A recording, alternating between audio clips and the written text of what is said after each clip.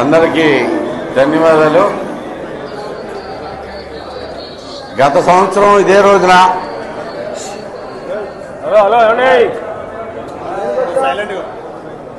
వెనిగండ్ల రాము అనే నేను అని ప్రమాణ స్వీకారం చేశాను. యాక్చువల్గా అక్కడ వేరే చదవడానికి లేదు కాబట్టి నేను అనాల్సి వచ్చింది. వెనిగండ్ల రాము అనే మేము కింద నేను క్లియర్గా నా ఫీలింగ్ ఎప్పుడు అలాగే ఉంటుంది.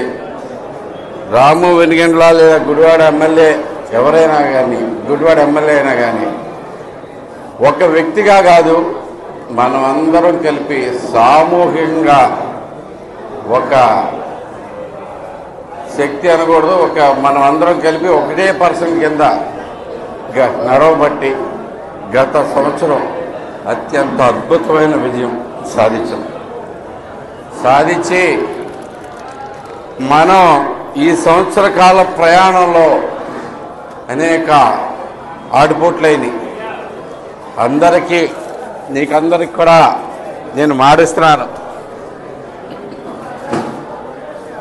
ఈ సంవత్సరమే కాకుండా మిగతా 4 సంవత్సరాలే కాకుండా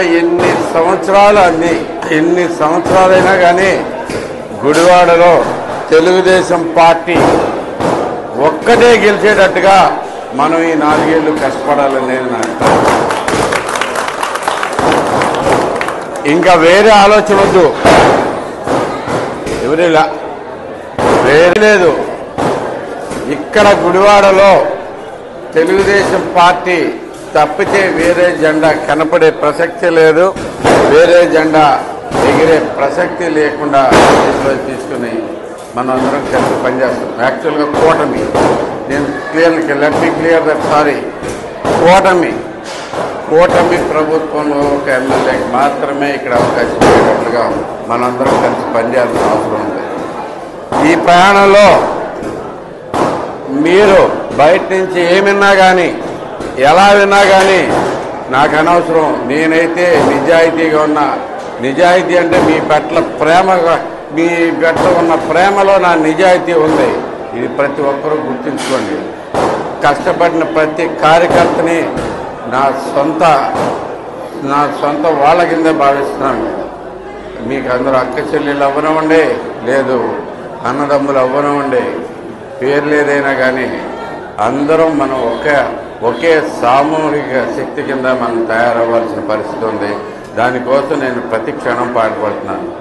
అలాగే మనకి రకరకాలుగా నన్ను ఉంచుతున్నారా, నన్ను తీసేస్తున్నారా, ఇక్కడ వేస్తున్నారా, అక్కడ తీస్తున్నారా, ఇక్కడ లేరా, అక్కడ లేరా, రకరకాలుగా మన వేరు చేసి విడదీసి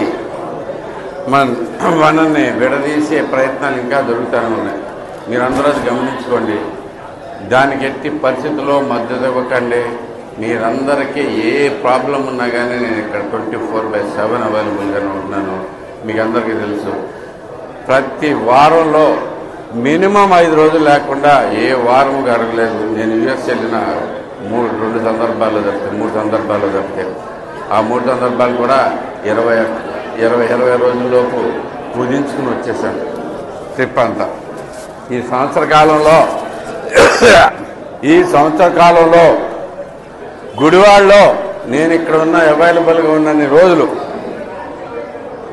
మన చరిత్ర మొత్తం చూసుకున్నా కానీ 20 ఏళ్ళు చేశాననే వ్యక్తి దీనిలో 10వ వంతు కూడా లేడు. ఇక్కడ గుడివాడలో అవైలబుల్గా ప్రతి ఒక్కరికి తెలిసిందే. నేను ఇక్కడ అవైలబుల్గా ఉండేది జనాల కోసం.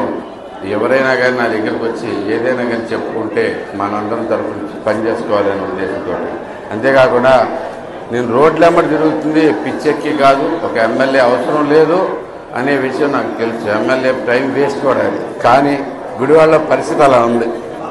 ఎందుకంటే మనకి గుడివాడ టౌన్ చూసుకుంటే ఎన్నికైన ప్రజాప్రతినిధులు లేరు, ఆఫీసర్స్ పనిచేసే పరిస్థితిలో లేరు. ఇంకా అనేక రకాలుగా దీంట్లో మనకు చాలా ప్రాబ్లం.